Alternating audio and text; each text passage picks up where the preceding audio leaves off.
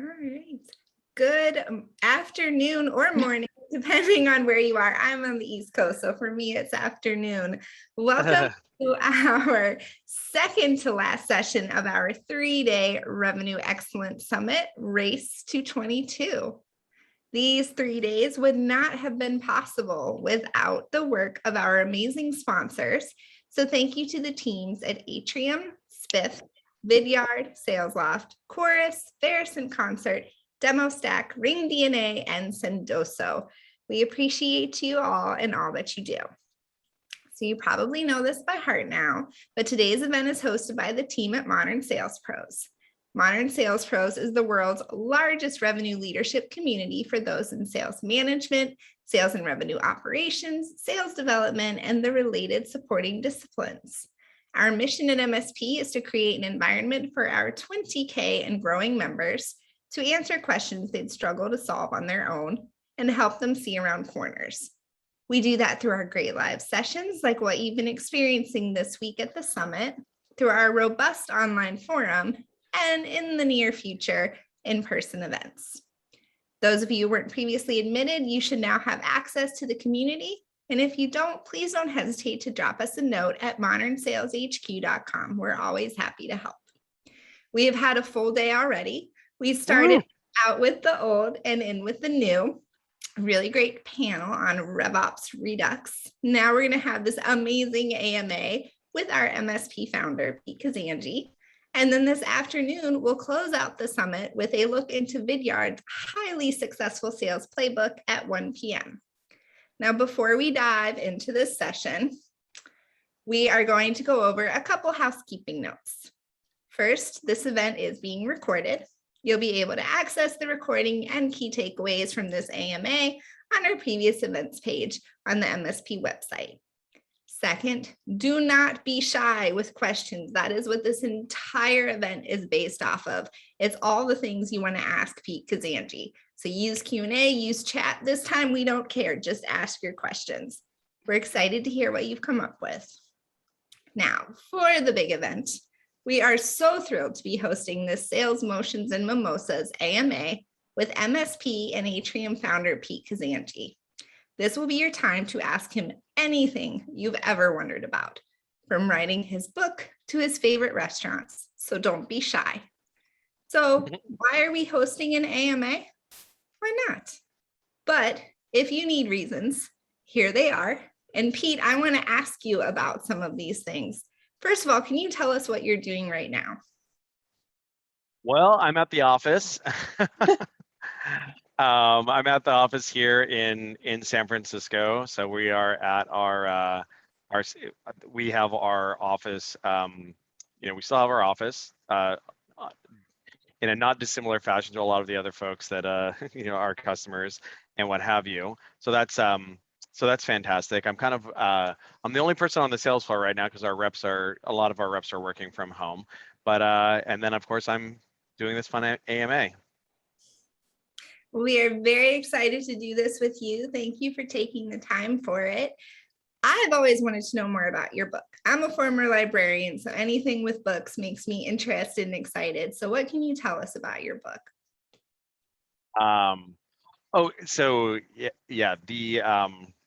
Sorry, I mistook your question earlier. So in terms of what I'm doing right now, I'm the founder of Atrium and also the founder of Modern Sales. And then prior to that, I wrote a book on startup sales called Founding Sales, which is essentially the startup go-to-market handbook. And I wrote that after selling my last software company. Awesome. Well, can you tell us a little bit about your last company and about Monster? Yeah, for sure. So my last software company was a recruiting software company called TalentBin, which was a recruiting software company. Essentially, the way to kind of think about it is like it was like LinkedIn Recruiter for the entire internet, if you will. And so it was, recruiters were purchasers of it, et cetera. And and that's kind of where I went from being an initial rep to initial sales manager and then a sales leader. And it was acquired by Monster Worldwide in 2014. There's so much that we can ask you and learn about today. We're really, really excited, and I can't wait to get going with this AMA. But before we do that, I think Hannah has an exciting announcement to share with everyone watching.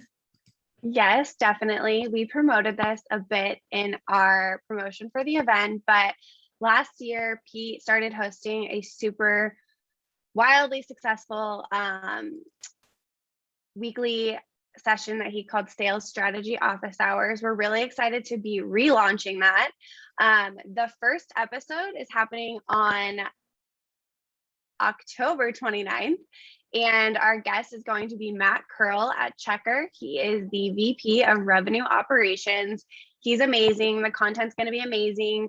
These are unsponsored events. It's really just going to be a one-on-one, like down in the depths conversation on the topics that the revenue leaders are experts in. So for Matt, it's going to be revops. We're really, really pumped about this. I dropped a link to the previous episodes that you can check out, last year's Sales Strategy Office Hour sessions, and then the registration page for our upcoming event. After in the next couple of weeks, we're actually going to be launching the next like probably 6 weeks or so of these events. So you can register for one or all and just let us know. So really pumped to be announcing this and super excited to get a new event format in the MSP lineup. Awesome. Oh, sorry, Elizabeth. We are going to go ahead and dive into the Q&A with Pete. Go ahead and ask your questions in the Q&A panel. The chat is open as well. If you're attending, let us know where you're calling in from. Maybe some of you are neighbors with Pete right now in the office in San Francisco. That being said, I just launched a poll about what everyone wants to learn. And based on the results, it's really interesting. So most folks actually want to talk about early stage go-to-market direction and leadership, as well as sales ops and sales motions and mimosas, because this is what the session's called. By the way, we should probably cheers. I know the first 100 of you got $25 to Uber Eats to get your own mimosa. So cheers to that. And I'm really excited to be having this AMA with Pete today. So that being said, let's go ahead and dive right into the content. The first question we want to ask you, Pete, let's see. Lots of questions were submitted before the event started. So I think a good place to start is, what was your first business endeavor? First business endeavor. Oh, goodness. Yeah, I mean, I think that running it all the way back, I think I actually had when I was in high school, I had a business actually selling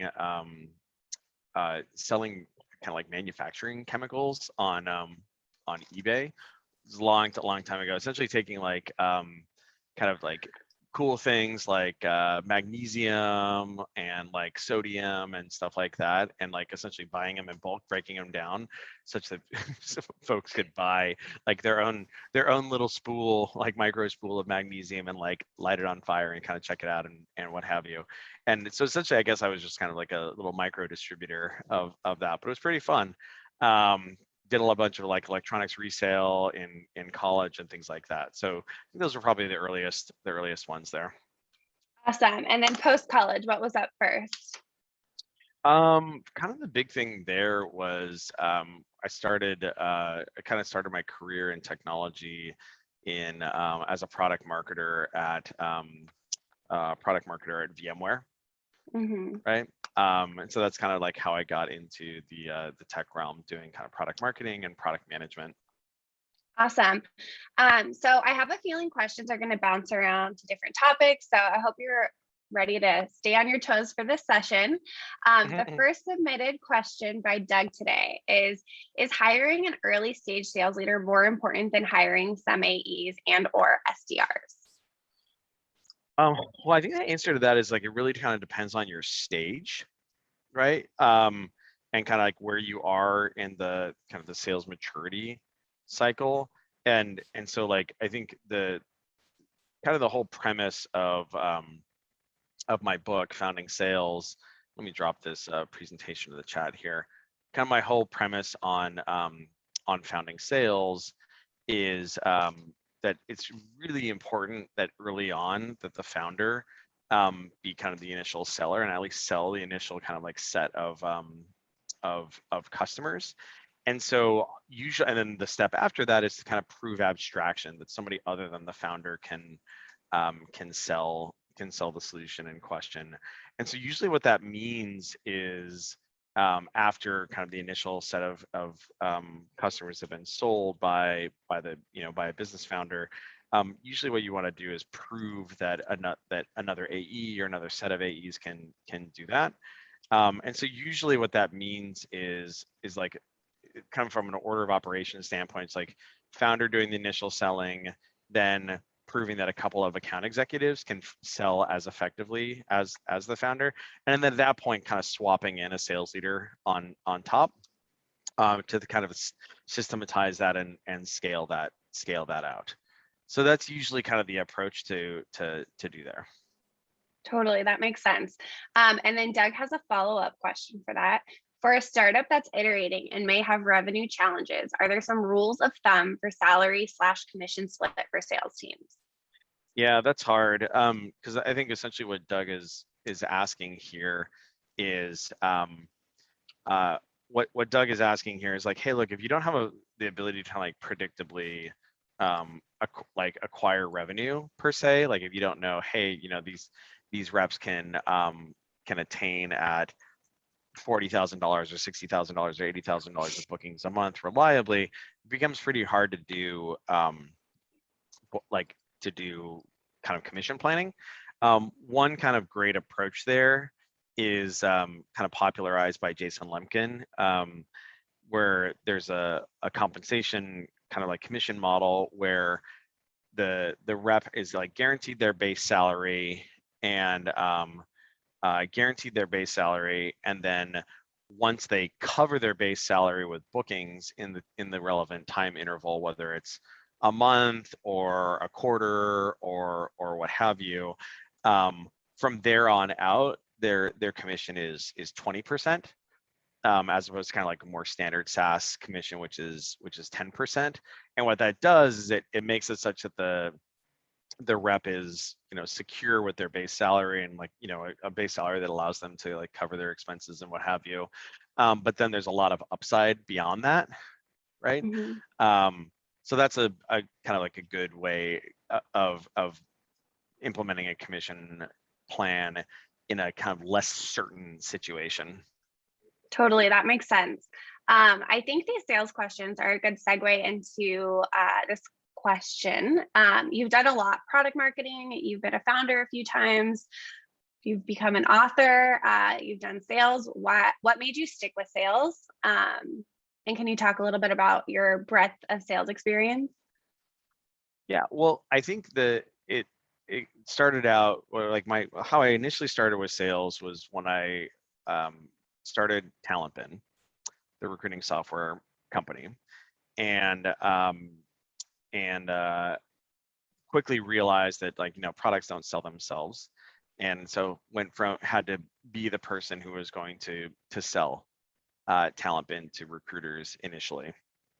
And so then I went from that to being a sales manager at TalentBin, where I added a couple more account executives and got them to success, like repeatable success.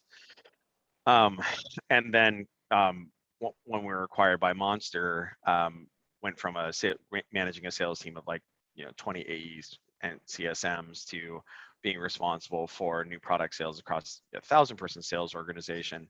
And so all kind of throughout that experience, I really was kind of like refining the notion of a sales organization as just being a revenue factory, that it's very systematic, etc. And then it can be instrumented as such. And so that's kind of where founding sales came from, but then also where my Mhm. software company Atrium came from, is essentially like systematizing or like turning into software that concept. Totally, that makes sense. Um, it sounds like after you kind of fell into sales in the first endeavor at Talent Ben, I think your LinkedIn says serial entrepreneur, which is super fitting. What has made you want to stick with entrepreneurship, and what like sets a successful entrepreneur apart in your opinion? Oh, wow. I mean, the second one is probably, I don't know, it's kind of involved question. For the first one, what I would say is, I think one of the things that's kind of cool about entrepreneurship and being a founder is that you can kind of take something, you can take a problem that exists in the market and you can tackle it, right? Something that's like bothering you think there's an opportunity there, and you can go after it in a way that is permissionless, if you will. Um, like you don't need anybody's permission in order to like run after it and go and solve that problem that you see in the market. To that end, though, like, it's obviously very, very challenging because the status quo is the status quo, and people don't want to necessarily change their behaviors. They don't want to necessarily modify the way that they're they don't want to modify the way that they're that they run their lives, et cetera. And so if you're probably the biggest differentiator between successful entrepreneurs and not would just be like persistence and the ability to grind and just manage in the face of adversity and what have you. Totally, that makes sense. We've actually had an awesome anonymous question come in, and we have a pre-event question that we got that kind of flows nicely into this. So I'm going to ask the pre-event question first. Sales has become a lot more data-driven, but training and tooling hasn't necessarily caught up. What do you see changing with respect to sales and sales ops / leadership and people who are doing this in reaction to this change? Yeah, I mean, I think what kind of the big arc there is that around 15 years ago, Salesforce kind of came on the scene, and the CRM, and made it such that it was a lot easier to capture information about sales processes and kind of opportunities and what have you. And so once you started capturing that information, there was the ability that engendered the ability to do analysis on that, right? Analysis on businesses, like on the business and how it's running. Forecasting is kind of the most basic example of that. The ability to do that on a rep level, kind of see where people are having success and where people are struggling. And so that's actually like a fairly new thing in the last 15 years. Is like, first you have to capture the information before you can actually do any sort of analysis on it. And the big thing there really is kind of the sea change in the people, like the sales leadership, sales operations, what have you, who are responsible for doing that. And technology can move pretty fast, but people kind of move a little bit more slowly. And so what you're seeing right now is, in a not dissimilar fashion to the similar transition in like professional athletics, where people go, where historically sports teams were not very like analytically driven, and then you see the rise of things like Moneyball in baseball and the analytics revolution in the NBA and what have you. And so the old guard kind of cycles out, right? The people are like, oh, we've been doing it this way forever, right? And then the new guard kind of takes over, and that's kind of happening. It's not kind of happening; it's really happening here in sales, as people who are not afraid of being data driven and being in the numbers, and like are cozy with the fact that like it turns out that you can use metrics to manage, SDRs, AEs, AM, CSMs. Those are the people who are having more success from a managerial standpoint because they're taking advantage of this opportunity. And it's just a transition, and some people are, it's funny, you can kind of see the titles. You see a lot of sales operations getting into sales leadership. You see a lot of people with like STEM backgrounds, from a college standpoint. now showing up in sales organizations where it's like, wait a minute, this sales leader is a, was a did mechanical engineering undergrad. What the hell? And it's like, well, Totally. yeah, you're right. Like, and that's kind of like something that is more and more becoming the norm. It's still very early innings, but I think that's like the trend is obviously very clear in that regard. Definitely. Wesleyan, who was on our panel yesterday, she's an ex-chemist, now sales leader. Sure. So exactly like that. And what Yeah. you're talking about, I think everyone can relate to. It's the technology can be as good as it can be the best technology in the world, but if the market isn't ready, but it sounds like the sales market's finally catching up. So that anonymous attendee question, I wanted to ask the sales marketplace and like the data drivenness question first. So in your experience, even if you have a training / enablement team, how much should sales managers be a part of training? Specifically, should sales managers lead parts of the actual training for new hires versus letting training and enablement run the entire thing? And I think that applies not just to new hires, but ongoing trainings as well. Yeah. I think it kind of depends. Like, I think you can have your training enablement team. Well, how about this? Sales managers should obviously be doing training and coaching, but usually what they should be doing is kind of the more tactical, hands-on kind of coaching and training, maybe like situational coaching, like Michelle Vazana's presentation yesterday on agile sales organizations is a great example of this, where you can imagine the training and enablement team being more focused on kind of the core things like, hey, these are our discovery questions. This is our sales methodology and how to go about it. This is our product training and those sort of things that are kind of like core and I don't want to say undifferentiated, but kind of like standard. And then what this sales manager should be focused on is kind of the more tactical training of, okay, here we are, like we're going to go into this call and I'm going to take you through pre-call planning and we're going to talk about this specific scenario right here. And we're going to talk about this specific scenario right here. We're going to talk about this, the personas that we're interacting with here, let the rep execute, and then after the fact, kind of coach on it. That's the sort of thing, kind of like that tactical breakdown of how did that call go? Here's the reason why, like, here's where the areas for improvement were. Here's the things that went, well. That's, I think, all things being equal, you would want to reserve the manager's time for things more like that. Which is kind of like closer to the metal versus, hey, I'm going to come and do like the standard operating procedure product training or what have you. That's probably something that can be done by a specialized function like training and enablement. Totally makes sense. I'm actually going to pass it off to Elizabeth for a couple of questions. Elizabeth? Great. So Pete, you've had a lot of success. You've done a lot of things, but can you tell us about something that was maybe less successful or something that you personally might have considered a failure? And not that failure is a bad thing, but something that maybe it failed, but you learned from. What was the biggest miss that you learned the most from? Yeah, I think the answer to that is that like startups and sales organizations, they're full of failures, right? Even things that you think are like ostensibly successful are just kind of like peppered all on the way with like tons of brokenness.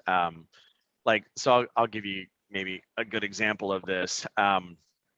So Atrium, my current software company that makes data-driven sales management software, we've been working on it for about 4 or 5 years. We've kind of raised a large seed financing round in early 2016, and then we got to success in early 2019, and and we're really repeatedly selling and we're having a lot of success. And so we went to, we're going to go and raise financing, another round of financing in early 2020.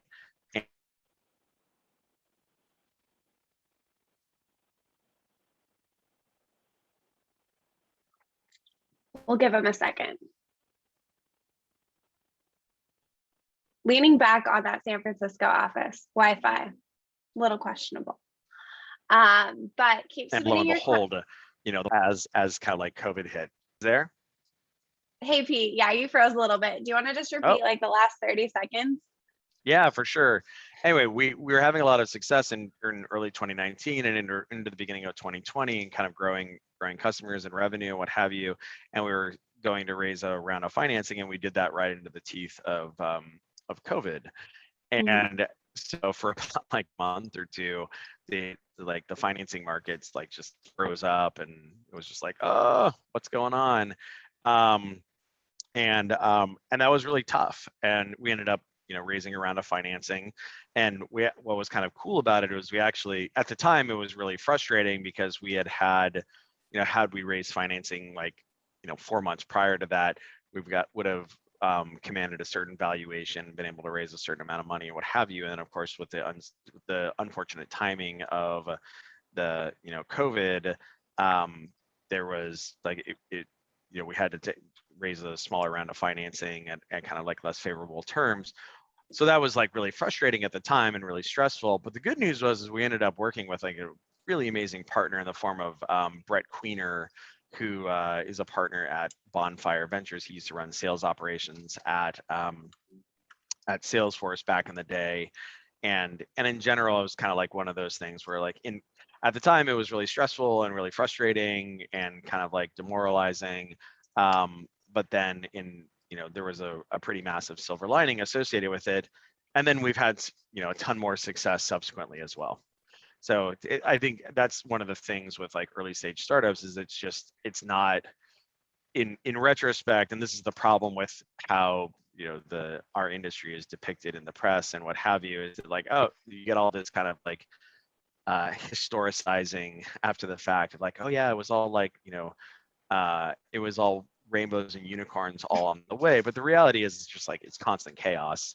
And I think there's an interesting lesson there as relates to sales as well, which is there's a really interesting there's an interesting lesson there as relates to sales as well, because in sales you're constantly like losing opportunities that you thought were a lock, right? If you have a Mhm. 20% or a 25% win rate, like that's pretty good, but that means that you're losing 75 or 70% of your deals. And then even when you get into like later stages, right, depending on how you have your stages set up, in our case, we win 50% of our deals that go. One of the cool things with the Atrium is you can just turn it on in 90 seconds, just connect it to your CRM, and it gives you all sorts of amazing insights on your SDRs and AEs. And so we win 50% of our deals where a client turns on data access, but we still don't win the other 50%. Right? And even if you get to like stage 3 proposal or what have you, you still don't win all those. And so I think that's like sales and startups are kind of like full of failures. And so the thing is that what you have to be comfortable with is like controlling the things that are controllable, and for things that are not necessarily controllable, and not necessarily like not beating yourself up on that. Totally. You lightly touched on this earlier, but I think this question, Elizabeth, ties really nicely into Pete's book, that like, what is it, scarcity versus plenty mindset. It's the same thing, that it's like there's plenty of chances. So keep failing. A couple more questions being submitted. Manuel would like to know, how do you see the evolution of RevOps and sales ops? It seems to be a huge bottleneck in many organizations, and why and how do you solve that? How do you see the evolution of RevOps and sales ops? Well, I think that it's interesting that it's viewed as a bottleneck per se. I think perhaps there's a couple of reasons. One, like sales operations is fantastic for organizations, and usually the more kind of investment that you can do there, the better off you are. Just because they're the people who are in the business of like making your team more efficient, right? Deploying more technology, deploying relevant process, all those all those sort of things. And so the more that you can facilitate that, usually the better off you are. Where oftentimes it can be a bottleneck to the kind of the person's question. Usually that might indicate either a insufficient like democratization of the relevant tooling. So to kind of give you an example that's like near and dear to our heart at Atrium, because we help managers be use data to manage their teams, right? And so oftentimes the way that organizations have historically tried to do that is with sales operations. Like, hey, can you make me this dashboard? Can you make me this report? Can you do this interpretation for me? Et cetera, right? And so the way if the sales operations person is the bottleneck there because the tooling is too complicated or too arcane, well, there's probably an opportunity there to say like, okay, why is that the case? Can we democratize this in some sort of fashion? And oftentimes the answer to that is like more technology, right? So like whether that's like a deal desk. So in that case, our answer to that question would be like, well, you should enable your managers to be able to self-serve themselves on metrics and reporting and what have you. But that applies to a variety of use cases, right? You might say, oh man, sales operations is always in the way of like deal desk, right? Like things get hung up on deal desk. Okay, well, why is that, right? What are the things that are kind of causing those hiccups there, and can those be like automated away? Can better process smooth the edges? Are there like, what are the defects that are like recurringly showing up? And so usually what that means is there's probably an opportunity there to kind of do more automation or more leverage, like invest in more leverage and what have you.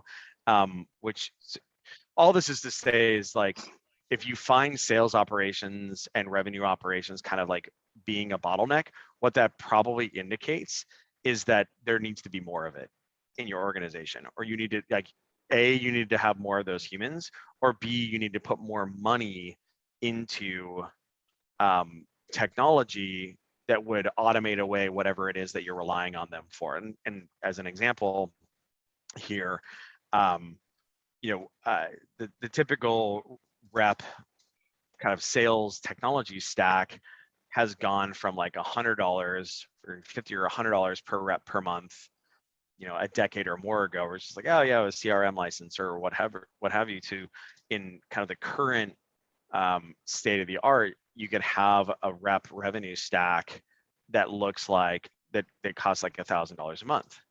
And oftentimes people are like, whoa, that's a lot of money. But if you think about it, if a rep is supposed to be doing $50 or $80 or $100,000 in bookings a month, $1,000 a month revenue stack is like nothing comparatively, right? Especially if that can drive an incremental $5,000 or an incremental $10,000 of sales a month. And so usually when you see those bottlenecks, that's usually an indicator of like opportunity cost that can be invested in by more people or by more kind of like leverage and software. Completely makes sense. Something we hear a lot about in the community and that people post a lot about is sales ops shouldn't just be like report jockeys. They should be strategic partners, which enable your team. So tacking onto what Pete said. Definitely. Elizabeth. All right, so we have another question coming in from Doug. So Pete, can you comment on whether startups should consider inbound pre-interview assessments like predictive index or sales-specific data-driven solutions like objective management? Yeah, so I'm a big fan of job simulation in the hiring process. I know less about kind of like dedicated assessment software, but I know like that's something that I think has been discussed on MSP. I would refer people to the MSP. Community on that front. But I think the biggest thing I would say there is when you're doing AE hiring or SDR hiring, like have them do the actual job, right? Have them do the selling, have them like, to kind of give you an example of what we do from an AE hiring standpoint is we have a written screen because AEs write a lot. So we have a dozen questions that people just are supposed to answer in paragraph form. And very quickly you can see if they can string 2 sentences together, if it's like completely disjoint and like, you know, completely disjoint, full of like typos and grammatical errors and what have you. And it's kind of like, okay, that's not really the person that we want to have interacting with our clients. And then when they progress, but that it's actually like an artifact. It's a nice artifact that somebody can that you like a physical artifact that you can look at and see if they can actually do the behavior that is important for that organization.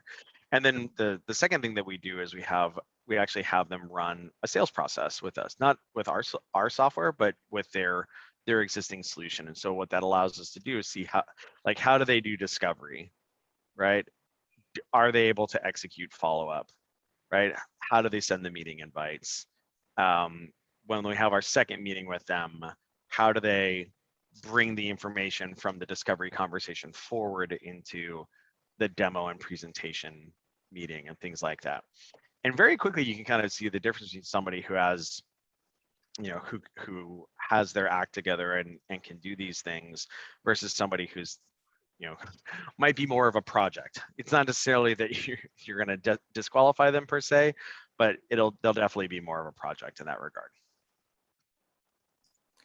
Well, speaking of managing people, one thing that I'm sure a lot of people are curious about is how you handle managing 2 startups at once. You have Atrium and you have MSP, and you're doing them both at the same time. How do you handle that? Yeah, I think the biggest thing there is it's like vision, kind of vision, repetition, process, and kind of people. And so first, just having a very clear vision of where the organization is going, right? And then once that's clear, you need to then communicate it to the staff and the team. Say, hey, this is what we're seeking to do, right? So you guys know this. Do we talk about GEM very much? We talk about GEM all Yes, the we time. do. Yes, we do, right? So GEM stands for growth, engagement, and monetization. It's the kind of like our watchwords. It's our acronym watchword in MSP land. And so the good news is that like if you have a very clear vision, and that is communicated to the team, and they understand it, and then moreover they see how those link together. Well, then what you can do is if you have sharp people, which ideally you are hiring for, they can now then use their own acumen to say, as they're going about their day to day, understanding, oh, cool, how does this align with this thing right here? Does it help us grow the community more? Does it help us engage our members and make them stoked and help them be educated more? Does it help us monetize their attention better so we can do more engagement and growth and what have you? And so now by if that's happening, you've got this behavior happening where you've got these, you know, you've got your smart actors down here kind of executing, but it's aligned with the vision. So, and then importantly, you can know if that's happening by managing the business by a metric, right? So you can understand, oh, okay, are we growing? Like, what are the metrics associated with that? Well, it'd be like new community members and like which channels are they coming from when they come into our database? And then moreover, are we engaging them? Well, what would be the things associated with that? Oh, it would be like the number of events that we're putting on. It'd be the number of people who are RSVPing for them, and it would be the ratings that they give the sessions and what have you. And then are we monetizing? And so in that capacity, you're not managing from like your gut, but instead you've got a metrics. The phrase we like to use for this is a metrics harness. You have like a metrics harness across the business. And so when you're then like recurringly consuming that, you're looking at it and say like, oh man, that's weird. It looks like we had a little like dip right here that's off as compared to where we thought it is. What is the issue? Like, and then you can dive into that. And then for the other things where the metrics look fine, oh, we don't have to worry about that until next week when there's a dip in those. And so I think that like that's that concept of like managing, like tying together like the vision, which is oftentimes like a very right brain thing.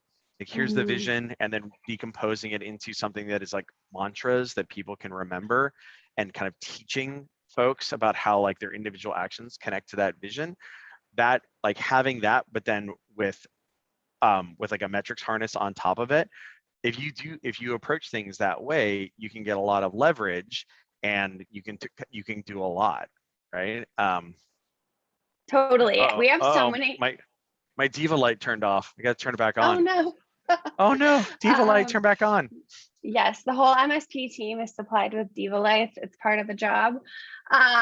We have a lot more questions to get through, but only 4 more minutes. So if you have any last minute questions, please submit them. I want to ask, there's like a few I want to ask that we got beforehand. But I think the biggest thing, this transcends sales, but what's the biggest lesson you've learned about managing people? Gosh, the biggest lesson I've learned managing people.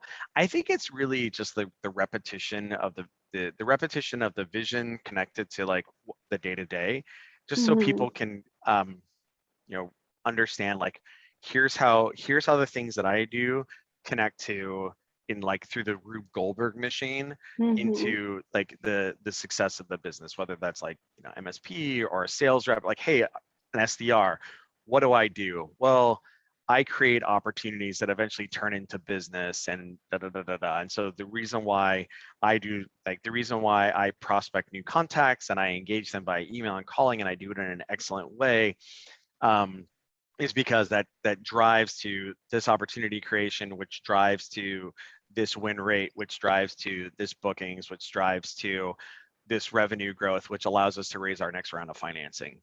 So then you pull it all the way back forward, and it's like, hey, the reason why you're doing this thing right here in front of you is because of that thing up here. That like you are one of the oars rowing towards that. And so like making it very clear that that's the case, and then like repeating it and repeating it and repeating it and repeating it, because repetition is your friend when making sure that people kind of like are grokking it. Totally makes sense. Well, with that, we only have about 3 minutes left, and I want to make sure we can wrap up properly. A few things I want to share with everyone. Go ahead and connect with Pete on LinkedIn. I'm going to drop his URL right now. Connect with him on LinkedIn, ask him your questions. Sorry, I'm allocating your time to this, Pete. But Perfect. ask him your questions. He's a wealth of knowledge. I think our whole team like is blown away just by learning from him day to day. Like I think we all have incredible business acumen from reporting to Pete. So thanks, Pete. And then go ahead and get registered for our upcoming relaunch of Pete's Sales Strategy Office Hours. That's coming up on October 29th. And we'll be joined by Matt Curl, VP of Sales Revenue Operations at Checker. That's going to be a really awesome session. I just dropped the link to Pete's LinkedIn and Pete's the Power Hour link in the chat. But with that, I think we should do one last cheers. Yeah. And thank you all for Thank coming. you. I hope you learned something, and we'll see you soon. Bye, team. Thanks for having me.